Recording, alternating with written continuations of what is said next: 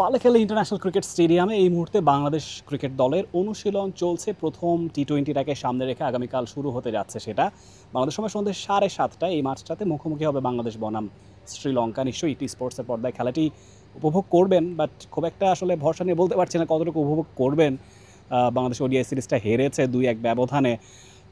শুরুর ম্যাচটায় যেখানে কলম্বো প্রেমাদাসা সেখানে হেরেছিল, পরের ম্যাচটা প্রেমাদাসা বাংলাদেশ জিতেছে, তৃতীয় ম্যাচটা এইখানে এসে এই ভেন্যুতে বাংলাদেশকে হারতে হয়েছে। ঠিকঠাক বাংলাদেশ ভালো শুরু করেছিল, আনফর্চুনেটলি শ্রীলঙ্কা আসলে ম্যাচটা এক প্রকারের ছিনিয়ে নিয়েছে। 20+ রান তারা করেছিল, বাংলাদেশ সেটা তারা করতে নেমে 99 রানের বড় ব্যবধানে হেরেছে।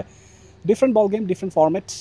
এই ক্ষেত্রে টি-20তে নিশ্চয়ই বাংলাদেশ দলেরও বেশ কিছু রদবদল আসবে। বাংলাদেশ থেকে তিনজনকে উড়িয়ে আনা হয়েছে, সেটা তো শুধু নয়, সেখানে শরীফুল ইসলাম আছেন, সাইফুদ্দিন আছেন, শেখ মেহেদী। তাদের ইনক্লুশনটা বলে দেয় যে একটা পরিবর্তনের আভাস পাওয়া যাচ্ছে। এবং বাংলাদেশের ব্যাটিং ব্যর্থতার চিত্রপট আমরা আসলে 3টা ম্যাচেই দেখেছি। সেকেন্ড ম্যাচে বাংলাদেশ জিতেছে, তারপরেও বেশ কিছু জায়গায় অনেক কিছু ফাইন টিউন করার ব্যাপার আছে। এবং আমার কাছে মনে হয় আগামীকাল একাদশটাতে অনেক বেশি রদবদল আসলে দেখা যাবে, 2 বা 3টে রদবদল দেখা যেতে পারে। মোহাম্মদ নাইম শেখ একটা সুযোগ পেতে পারেন, রিশাদ হোসেন সুযোগ পেতে পারেন, শরীফুল তিনি নিশ্চয়ই, যেহেতু হাসান মাহমুদ টি-20 স্কোয়াডটাতে নেই, তার জায়গাটা পূরণ করবেন। নাসুম আহমেদকে আমরা দেখতে পেয়েছি, তিনি ঘাম ঝরাচ্ছেন। শেখ মেহেদী তো ছিলেনই, ফিল্ডিং প্র্যাকটিস করেছেন, বোলিং প্র্যাকটিস করছেন।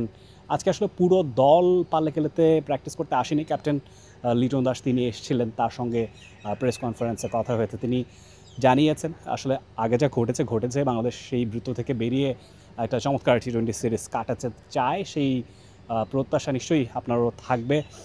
কতটুকু সেটা বাস্তবায়ন হয় সেটা দেখবার বিষয়। ক্যাপ্টেন লিটন দাস তিনি নিজেও আসলে খুব একটা ভালো ফর্মে নেই, ওয়ানডে দলে প্রথম ম্যাচ খেলার পর বাদ পড়েছিলেন। মনোবলের দিক থেকে হয়তোবা অনেক কিছুই আসলে খানিকটা ব্যাকফুটে বাংলাদেশ দল এই মুহূর্তে আছে।